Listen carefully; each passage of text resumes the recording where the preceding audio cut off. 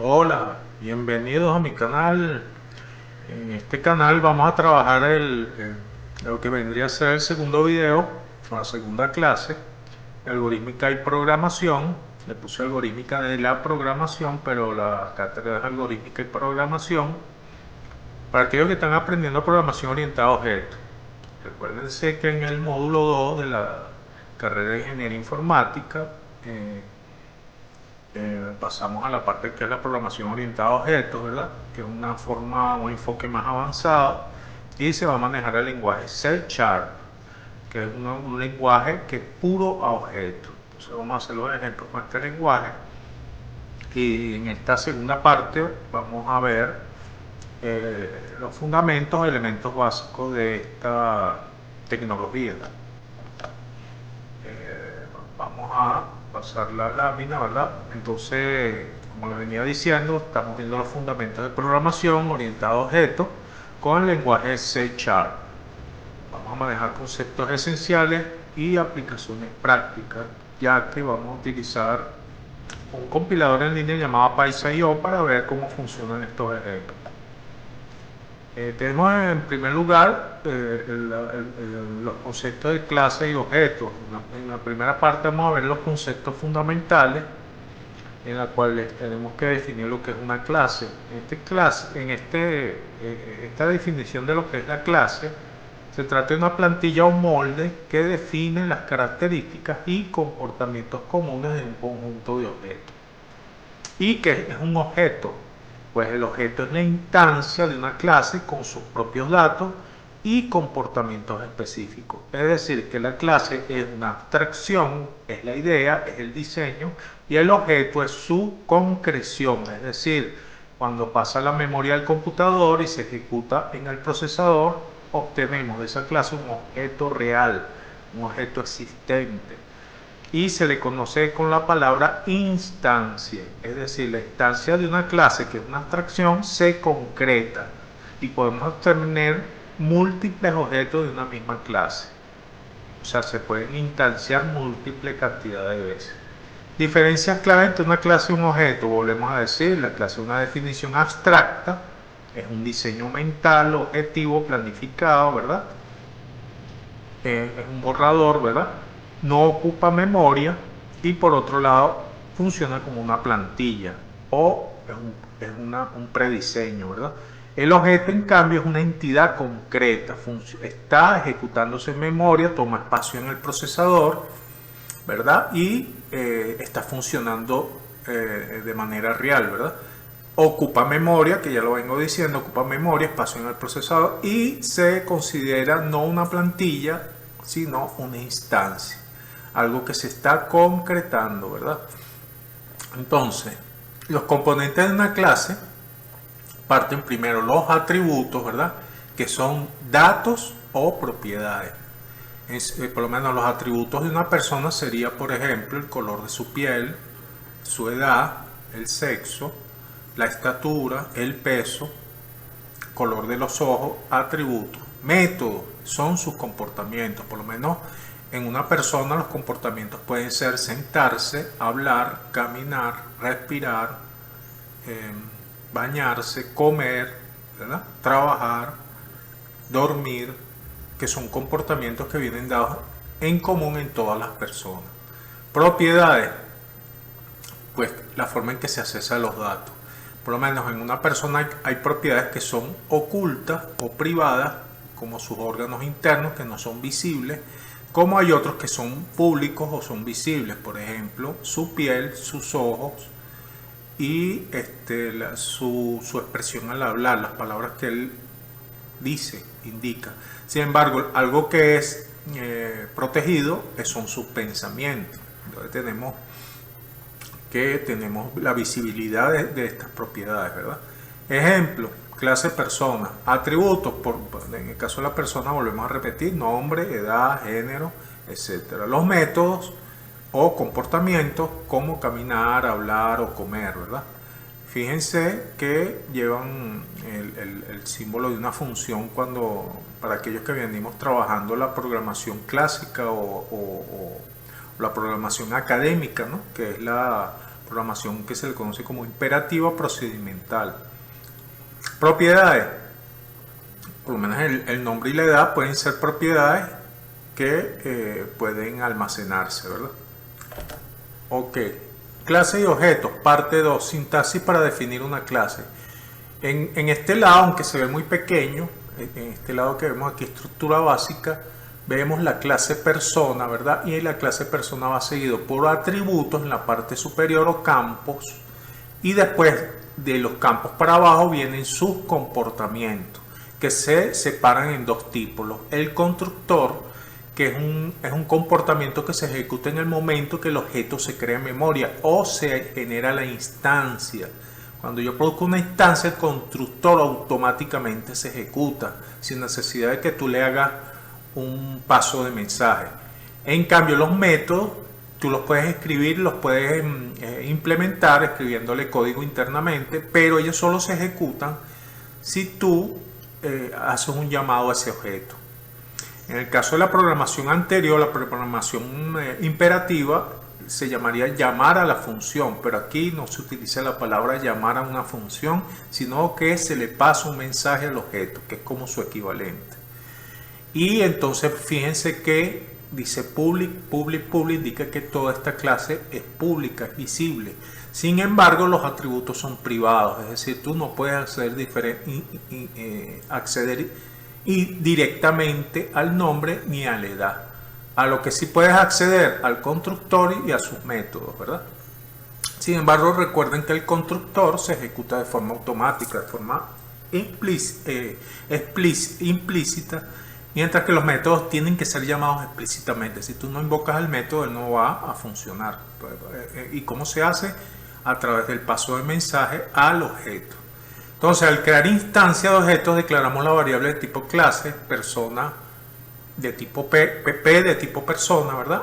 O de clase persona. Instanciamos con el operador new, que es muy común en muchísimos lenguajes, el new, donde hablamos del objeto P, que es igual a un nuevo objeto basado en la clase persona, y le vamos a pasar dos datos a sus atributos, que es Juan y 30, que va a ser Juan, que sería su nombre, y 30, que sería su edad.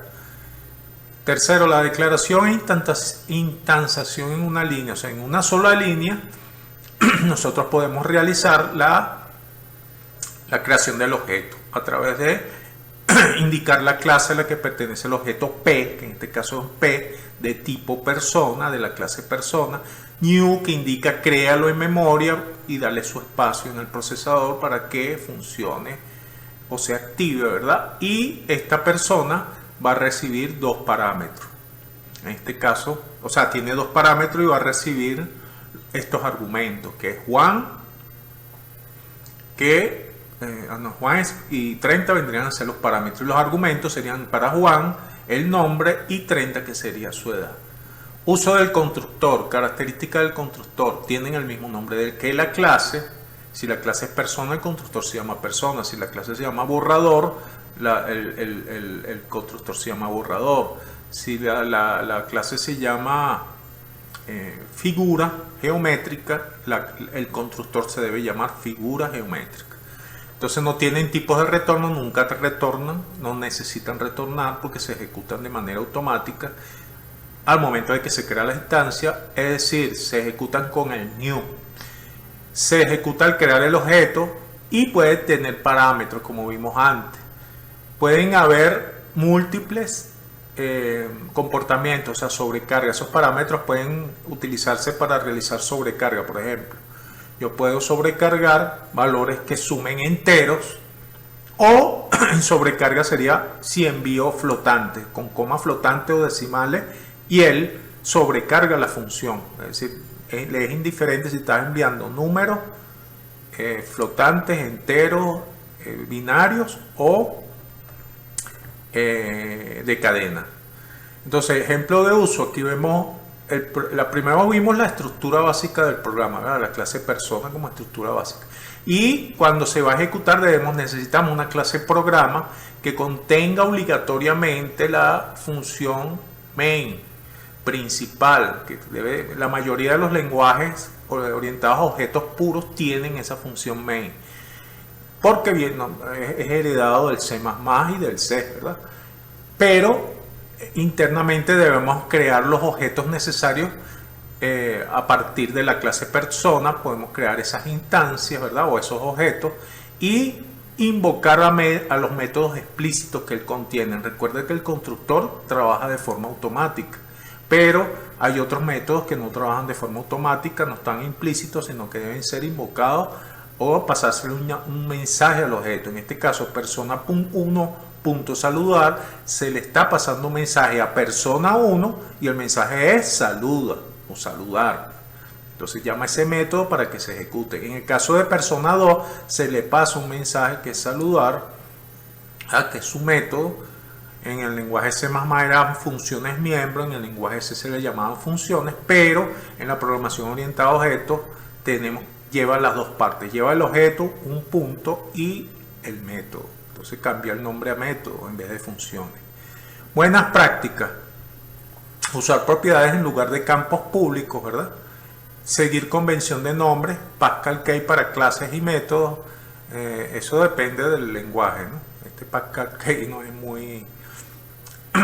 no es utilizado sino en lenguajes como Pascal, porque Pascal soporta orientación a objetos. Implementar siempre un constructor aunque sea vacío. Si tú no lo implementas, él lo va a crear de forma implícita, aunque tú no lo crees, él tiene que hacerlo internamente. Sin embargo, la buena práctica es crear un constructor aunque lleve solo las llaves vacías. Una buena práctica. Entonces vámonos. Aquí, bueno, aquí estamos finalizando, ¿verdad? Pero antes de finalizar, llegar a esta parte, vamos a ver un ejemplo práctico en Paisa.io y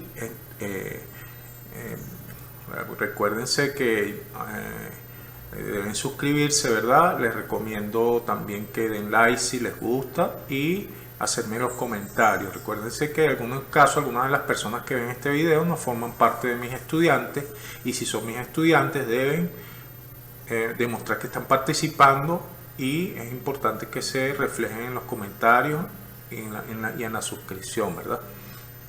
Entonces vamos a salir un momento de aquí, vamos a pasar a lo que es la aplicación en el Paisa.io, ¿verdad? Aquí abrimos el navegador, aquí ponemos la dirección. Espero que se vea toda la pantalla hasta abajo. Podemos ver acá abajo